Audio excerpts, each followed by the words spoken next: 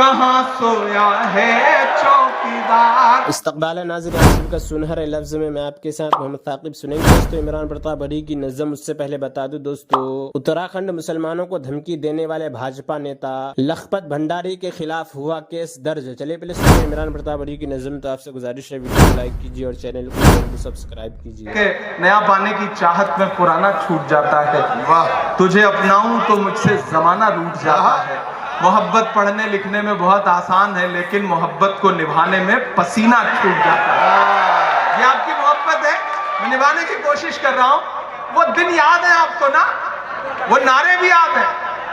और इन दिनों जो हालात हैं, मैं देश के आम जो नागरिक हैं उनकी पीड़ा को एक शायर आवाज देने की कोशिश करता है। यहां से वहां तक शिरकत करिएगा कि कहां सोया है चौकीदार।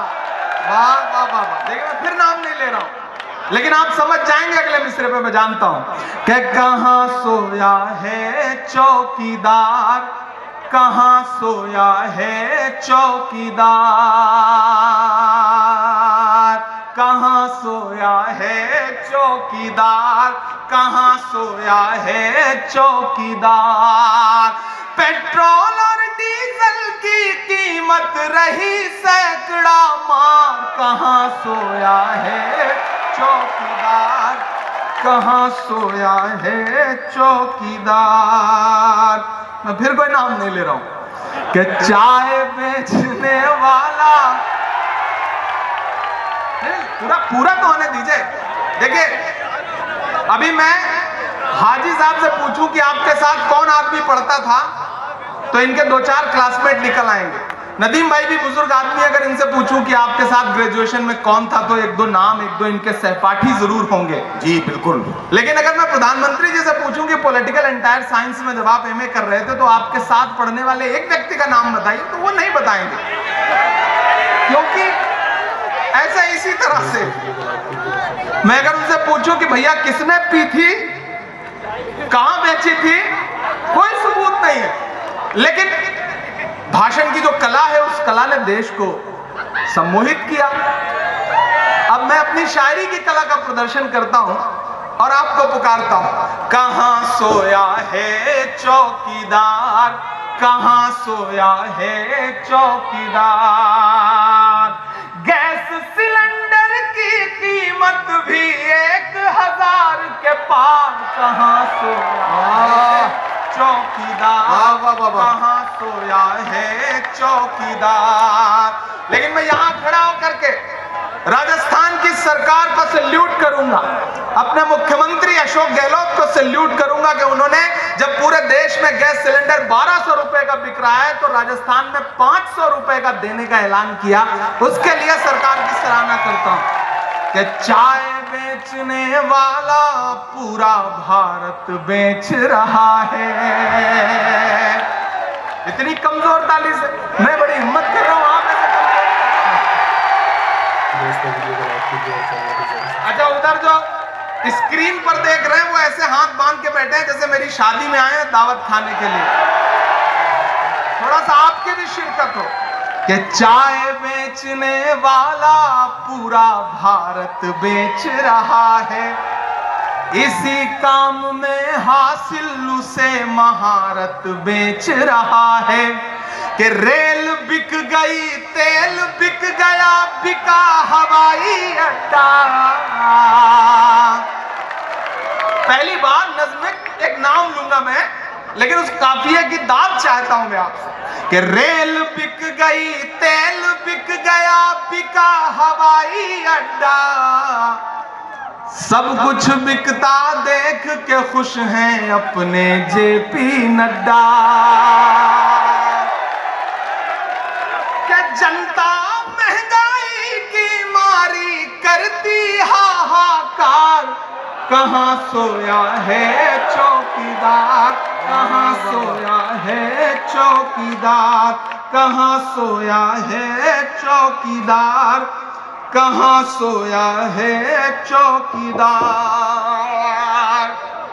दोस्तों, इमरान प्रताप गढ़ी की नज़्म सुनने के बाद आप अपनी राय में क्या करना चाहते हैं वो नीचे कमेंट बॉक्स में जरूर बताएं। हज़रत हुज़ैफ़ा रज़ियल्लाहु अन्हु रिवायत करते हैं कि रसूलुल्लाह सल्लल्लाहु अलैहि वसल्लम ने इरशाद फरमाया, जिस तरह कपड़े के नक्शो निगार घिस जाते हैं और मांद पड़ जाते हैं, इसी तरह इस्लाम भी एक ज़माना में मांद पड़ जाएगा, यहाँ तक कि किसी शख्स को यह इल्म तक ना रहेगा कि रोज़ा क्या चीज़ है और सदका व हज क्या चीज़ है।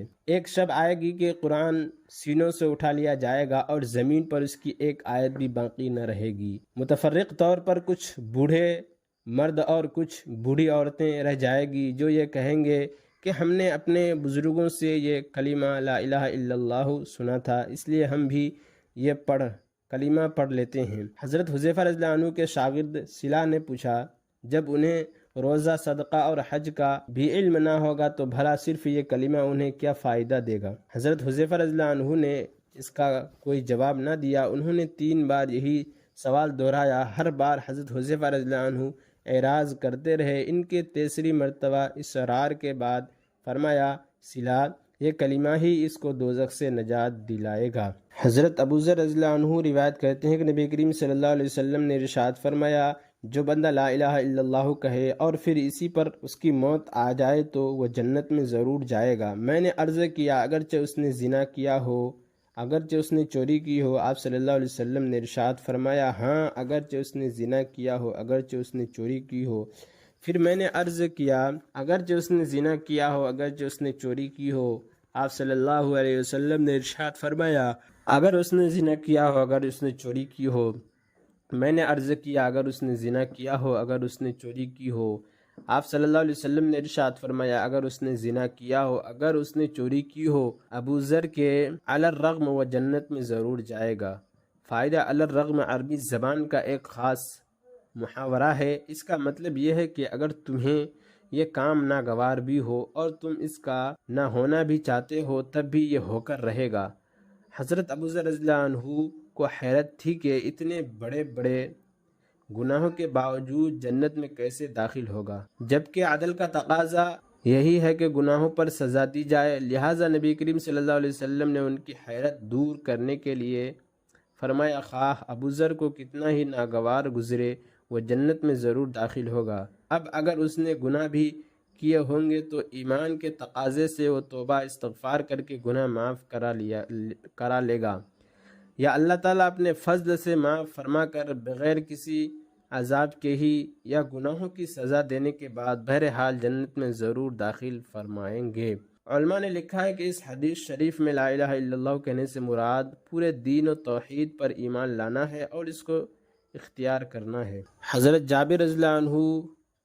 जाबिर बिन अब्दुल्लाह रज़ियल्लाहु अन्हुमा फरमाते हैं कि मैंने रसूलुल्लाह सल्लल्लाहु अलैहि वसल्लम को इरशाद फरमाते हुए सुना, तमाम अज़कार में सबसे अफजल ज़िक्र ला इलाहा इल्लल्लाह है और तमाम दुआओं में सबसे अफजल दुआ अल्हम्दुलिल्लाह है। फ़ायदा ला इलाहा इल्लल्लाह सबसे अफजल इसलिए है कि सारे दीन का दारो मदार ही इस पर है।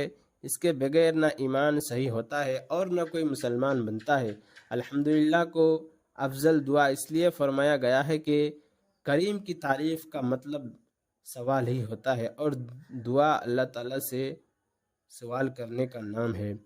हज़रत अबू हुरैरा रज़ियल्लाहु अन्हु फरमाते हैं कि रसूलुल्लाह सल्लल्लाहु अलैहि वसल्लम ने इरशाद फरमाया, जब कोई बंदा दिल के इखलास के साथ ला इलाहा इल्लल्लाह कहता है तो उस कलिमा के लिए यकीनी तौर पर आसमान के दरवाज़े खोल दिए जाते हैं, यहाँ तक कि ये कलिमा सीधा अर्श तक पहुँचता है, यानी फ़ौरन कबूल होता है, बशर्ते कि वह कलिमा कहने वाला कबीरा गुनाहों से बचता हो। फ़ायदा इखलास के साथ कहना यह है कि इसमें रोया और निफास न हो। कबीरा गुनाहों से बचने की शर्त जल्द कबूल होने के लिए है और अगर कबीरा गुनाहों के साथ भी कहा जाए तो नफ़ा और सवाब से इस वक्त भी खाली नहीं। और इमरान प्रतापगढ़ी से जुड़ी खबरों और नज़मों के लिए हमारे इस चैनल को ज़रूर सब्सक्राइब करें। मिलते हैं किसी और वीडियो में ऐसे ही नई नज़म और नई खबरों के साथ। तो जब तक के लिए दीजिए मुझे इजाज़त और रखिए अपना ख्याल। आप देख रहे थे सुनहरे लफ्ज़ और मैं आपके साथ मोहम्मद ताक़िब। अस्सलामु अलैकुम व रहमतुल्लाहि व बरकातुहू।